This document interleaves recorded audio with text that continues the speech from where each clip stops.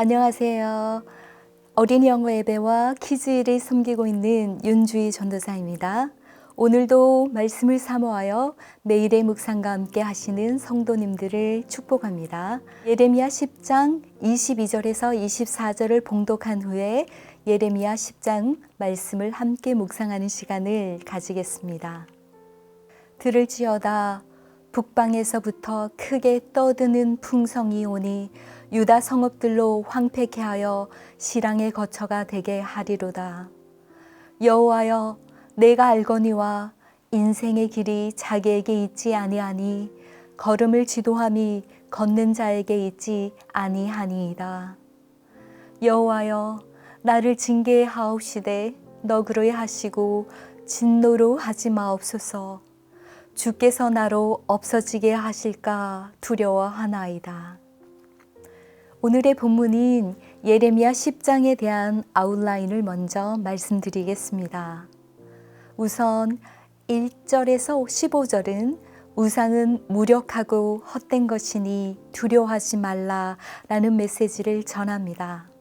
16절에서 22절에서는 남유다가 멸망하게 될 것을 선포하고 있습니다. 그리고 23절에서 25절에서는 예레미야의 눈물의 중보 기도로 마무리되어 있습니다. 예레미야는 요시야 왕 시대 때부터 예언하기 시작하여 바벨론에 의해 예루살렘이 점령될 때까지 사역을 한 선지자입니다. 남유다의 멸망에 대한 예언은 예레미야서 1장에서부터 시작됩니다. 이러한 유다의 멸망과 심판에 대한 예언은 오늘의 본문인 10장에서도 계속됩니다. 예레미야는 하나님이 보내실 심판, 즉 북방나라 바벨론의 침략으로 말미암아 유다 성읍이 황폐하게 되어 야생 동물들의 거처가 될 것이라고 예언하고 있습니다. 그렇다면 왜 하나님께서 사랑하셨던 나라인 남유다가 이러한 무서운 심판을 직면해야 했던 것일까요? 그 첫 번째 이유는 바로 유다 백성들의 우상 숭배 때문이었습니다. 유다는 심각한 우상 숭배 문화 속에 살고 있었습니다. 예레미야는 10장 1절에서 15절에 걸쳐 우상이 얼마나 무력하고 헛된 것인지를 잘 피력하고 있습니다. 유다 백성들은 나무로 깎아 금칠을 한 우상을 숭배하였습니다. 예레미야는 10장 3, 4, 5절에서 우상의 헛됨을 몇 가지로 지적하고 있습니다. 우상은 산림에서 찍어온 나무일 뿐이다.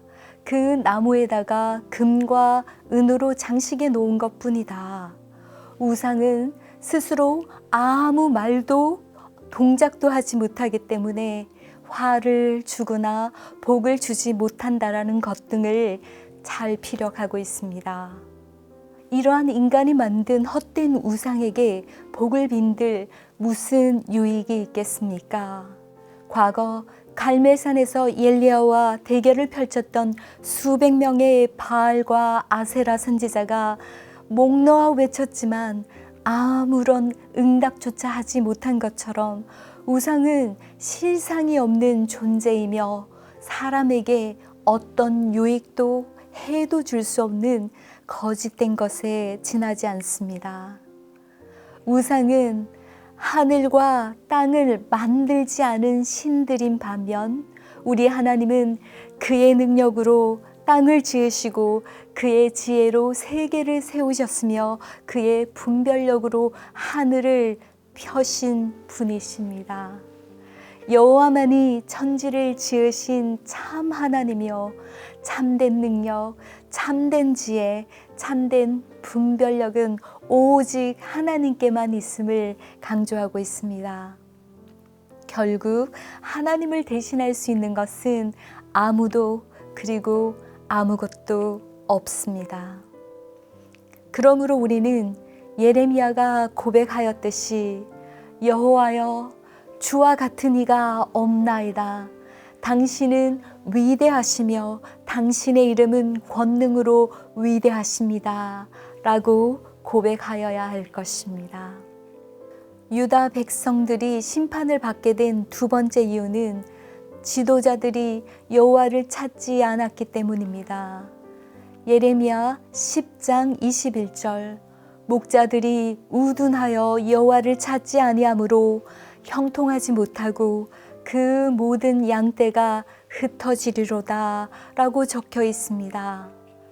여기에서 목자들이란 말은 유대의 거룩하지 못한 여러 왕들과 그 당시 제사장들과 기타 모든 지도자들을 가리킵니다.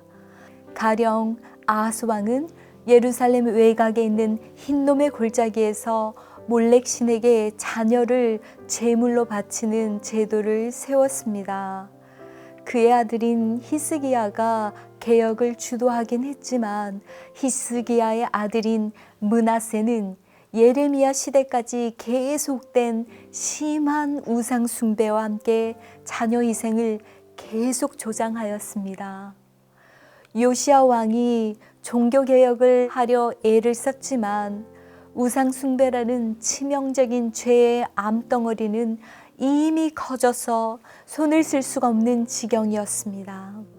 예레미야가 임박한 심판과 회개를 촉구하자 여호야김 왕은 그의 메시지를 담은 두루마리를 찢어서 불태웁니다. 이러한 장면들에서 우리는 그 당시 지도자들의 영적 상태를 잘 볼 수 있습니다. 백성들이 여호와를 찾도록 여호와를 섬기도록 도와주어야 할 왕과 제사장들이 여호와를 찾지 않으므로 그 모든 양떼들 즉 유다 백성들이 바벨론으로 포로가 되어 흩어질 위기에 직면한 것입니다. 정리하자면 유대 백성들의 두 가지 죄, 우상 숭배와 여호와를 찾지 않음으로 인해 여호와의 심판은 확정되어졌습니다. 남유다에 내려진 심판에 대해 예레미야는 진심으로 슬퍼하고 아파하며 그들의 죄와 그에 따른 고난을 자기의 것으로 여겼습니다. 거기에서 그치지 않고 예레미야는 하나님의 심판에 대한 하나님의 주권을 인정하였습니다. 여호와여, 내가 알았거니와 사람의 길이 자기에게 있지 아니하니 걸음을 지도함이 걷는 자에게 있지 아니하니이다.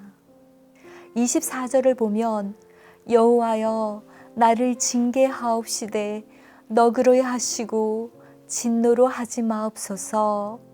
네, 예레미야는 하나님께서 남유다에게 멸망이라는 가혹한 심판을 내리지 말아달라라고 기도할 수가 없었습니다.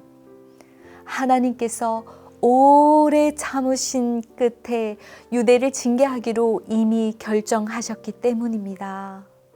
예레미야는 히브리서 12장 8절 징계는 다 받는 것이거늘 너에게 없으면 사생자요 참아들이 아니니라 라는 말씀처럼 하나님의 심판이 유대 백성을 정말로 사랑하기 때문에 그들을 살리기 위해 내리신 하나님의 선하신 결정임을 잘 알고 있었습니다. 18절을 보면 보라 내가 이 땅에 거하는 자를 이번에는 내어 던질 것이라 그들을 괴롭게 하여 깨닫게 하리라 하셨느니라. 예레미야는 하나님께서 유대 백성들로 하여금 고난을 겪게 하시는 궁극적인 목적이 하나님의 백성으로 하여금 깨닫고 하나님께로 돌아오게 하시려는 하나님의 사랑의 결정임을 잘 알고 있었습니다. 그는 하나님의 주권과 공의를 인정했기에 징계를 하지 말아 달라라는 기도 대신에 하나님의 자비하심을 의지하여 너그러운 징계를 위해 중보의 기도를 하였습니다. 성도 여러분, 혹시 요즘에 힘든 시간 혹은 고난의 시간을 겪고 계신가요? 혹시 하나님으로부터 징계를 받고 있다고 느껴지시나요? 기억하십시오. 하나님은 우리를 사랑하시기 때문에 우리로 하여금 깨닫게 하시기 위해서 고난이나 징계를 사용하십니다. 우리에게 고난을 허락하시는 하나님의 동기는 언제나 사랑입니다. 우리를 향한 사랑의 결정을 신뢰하는 마음으로 받으시기를 축복드립니다. 또한 오늘 하루 마음을 스스로 돌아보시는 시간을 가지시면 좋을 것 같습니다. 하나님 자리를 대신 차지한 마음의 우상은 없는지 스스로 점검하시고 하나님의 뜻을 찾아 행하시는 복된 하루가 되시기를 축복드립니다. 기도드리겠습니다. 인류 역사를 통치하시고 모든 자연계를 관할하시는 하나님 아버지, 우리 마음속에 세상 풍조나 트렌드를 따라 살고 싶은 유혹이 있음을 고백합니다. 하나님 아버지, 저희 마음속에 하나님보다 귀히 여기는 우상이 존재한다면 그것을 제하여 버릴 수 있는 결단을 주옵소서. 또한 매일의 삶 속에서 하나님의 주권을 인정하고 하나님 뜻대로 살아갈 수 있도록 도와주시옵소서. 예수님의 이름으로 기도드립니다. 아멘.